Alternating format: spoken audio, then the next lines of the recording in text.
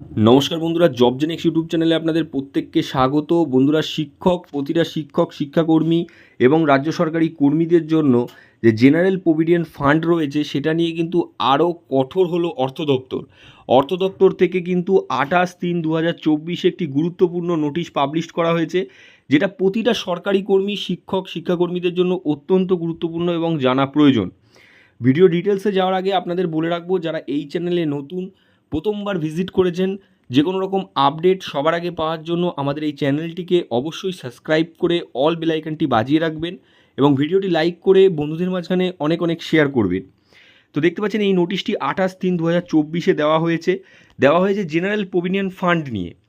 এখানে কিন্তু কি বলা হয়েছে আমি আপনাদের ডিটেলসে বলে দিচ্ছি। এখানে জেনারেল প্রভিডেন্ট ফান্ডে যেটা নিয়ম ছিল যে প্রতিটা অর্থবর্ষে কিন্তু 5 লাখ টাকা ডিপোজিট, অর্থাৎ এরিয়ার ও ডিপোজিট নিয়ে প্রতিটা সরকারি কর্মীর যেন জেনারেল প্রভিডেন্ট ফান্ডে প্রতি অর্থবর্ষে 5 লাখ টাকার বেশি না হয়। সেটা কিন্তু এই অর্থবর্ষে, যেটা রিসেন্টলি চলে গেল 2023-24, এই অর্থবর্ষে কিন্তু অনেকেরই 6 মাসের মধ্যে জেনারেল প্রভিডেন্ট ফান্ড যেটা রয়েছে সেটার ডিপোজিট এবং এরিয়ার নিয়ে 5 লাখ ক্রস করে গেছে। সেক্ষেত্রে অনেকেরই 6 মাসের মধ্যেই কিন্তু 5 লাখ ক্রস করে গেছে। সেক্ষেত্রে বিভিন্ন অ্যানুয়াল ইস্যু কিন্তু ফেস করছে অর্থ দপ্তর।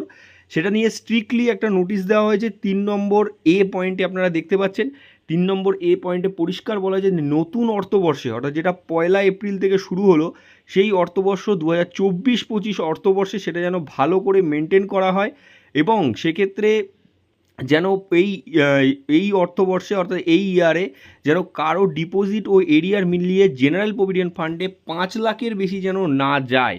সেটা কিন্তু আবারও একটি নোটিশ দিয়ে অর্থ দপ্তর ভালোভাবে জানিয়ে দিল প্রতিটা অফিসকে এবং প্রতিটা দপ্তরকে।